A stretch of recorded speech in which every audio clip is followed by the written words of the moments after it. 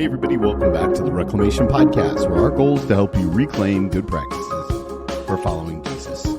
If we haven't met yet, my name is Tony and I'm your host. With over a decade in the local church, I care deeply and passionately about helping you connect with Jesus in super practical ways. Now, this is the monologue episode, which we do every single week. And right now we're in a series all about Lent. So if you haven't gone back and listened to some of our Lenten episodes, it might be a good way to get caught up. But if you don't have time for that and you still want to dive into today's episode, I think you're going to love it. It's really perfect for anyone who's ever wondered about why giving is so important during Lent. If this conversation is helpful for you, do me a favor, hit that subscribe button wherever you listen to podcasts, leave a rating or review on iTunes or Spotify, and the highest compliment you can give us, share this episode with a friend. Maybe somebody you talk about giving with on a regular basis. That's right. Today, we're going to talk about almsgiving. Now, in the historical church, almsgiving is the term that is used for the practice of giving money or food to poor people, right? Think about the old church, right? I'm thinking about like Robin Hood with Kevin Costner. If you've ever seen that movie, Robin Hood plays this character where he goes, "Alms for the poor, my lady, alms for the poor." By the way, you're welcome for that British accent. I apologize if you are British, but the end result is the same. It's necessities, it's money, it's goods for those who are in need. So the term almsgiving is a part of the Christian culture. So why is almsgiving a part of Lent? So when you think about kind of the three kind of facets of Lent, you think about prayer, you think about fasting, and you think about almsgiving. Well, almsgiving is a huge part of our disciplines. I love the way that the Gospel of Matthew talks about this idea, right? In the 25th chapter, the sheep and goats, it reads like this. When the Son of Man comes in glory and all the angels with him, he will sit on his glorious throne. All the nations will be gathered before him, and he will separate people one from another as a shepherd separates the sheep from the goats. He will put the sheep on his right and the goats on his left.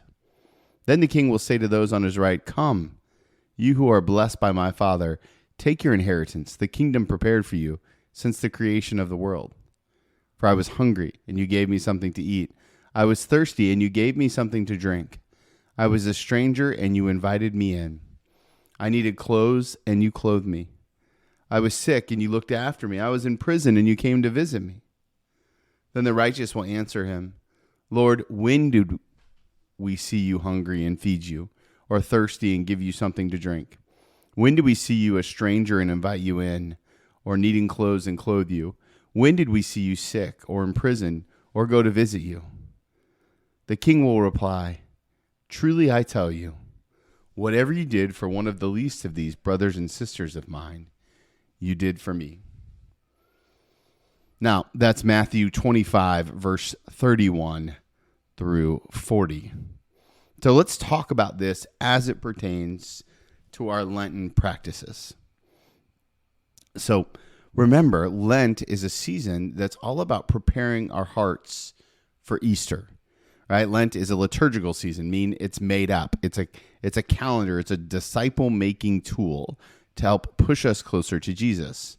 Almsgiving, or the giving of those who are in need, is a practice that the historical church has understood as just a way of Christian life. We see it in the Old Testament all over the place, right? In Isaiah, it talks about how this is Isaiah 58:10. "And if you give yourself to be hungry and satisfy the desires of the afflicted, then your light will rise in darkness and your gloom will become like midday." Or when Psalms, it says, "It is well with the man who is gracious and lends. He will maintain his cause in judgment, for he will never be shaken. The righteous will be remembered forever. He will not fear evil tidings.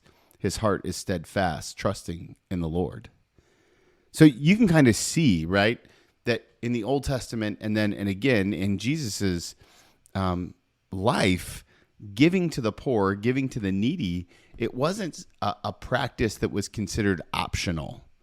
Everyone gave. Everyone took care of one another. We see this again in Acts chapter 2, right?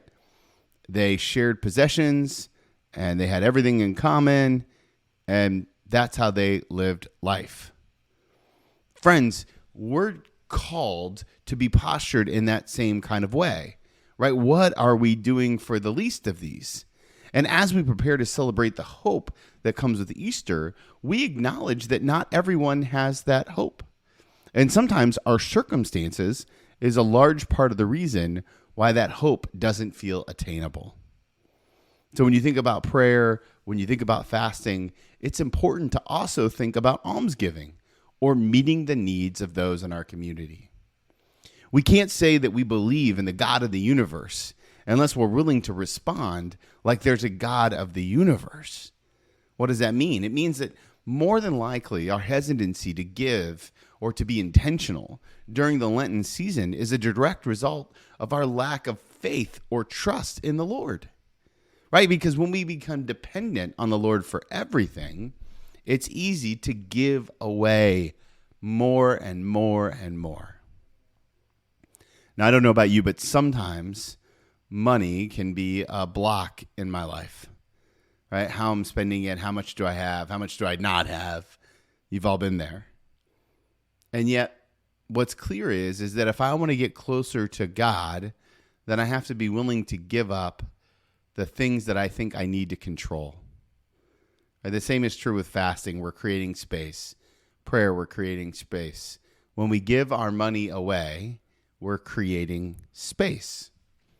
So sometimes we have to be intentional about our giving so that we can create space for the Lord to work. And Lent is a great practice of that. Generosity is built on the generosity that God first gave us. I love the way Matthew 25, verse 37, right? The righteous will answer him, Lord, when did we see you hungry and feed you, or thirsty and give you something to drink? When did we do these things? They go on the list. In verse 40, the king will reply, truly I tell you, whatever you did for one of the least of these brothers or sisters of mine, you did for me. Friends, the practice of almsgiving is an age-old tradition to remind us that we are all brothers and sisters in Christ. And as we prepare for the empty tomb, we turn our hearts and our resources to the hope that comes with Christ. I also want to just encourage you, right? If this is an area of your life that you haven't yet turned over to the Lord, I would challenge you to turn towards God with an abundant heart, right? We serve a God of abundance. Since Karen and I really committed to a tithing lifestyle, we have been so blessed in so many incredible ways. Are there seasons where it's hard? Absolutely. But everything worth doing is hard, right? There's no easy thing out there that's like, oh, that was amazing and life-changing, right? If you want to follow Jesus, you must be willing to move. I say it at the end of every podcast.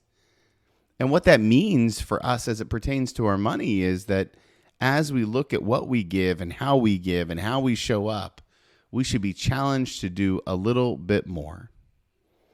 So this Lenten season, as you spend more time creating space for God, as you spend more time leaning in for what God has for you, open up your wallet and say, Lord, you are the God of my money, rather than saying money is my God.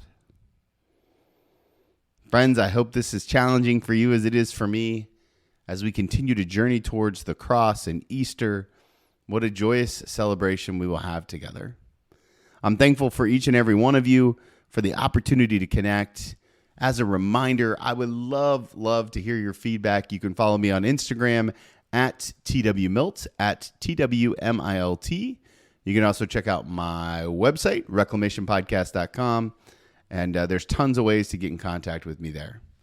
I'm so thankful to have so many of you on the journey with me. I'm thankful for this community that we're building, and I can't wait to see you guys next week. And remember, if you want to follow Jesus, you must be willing to move.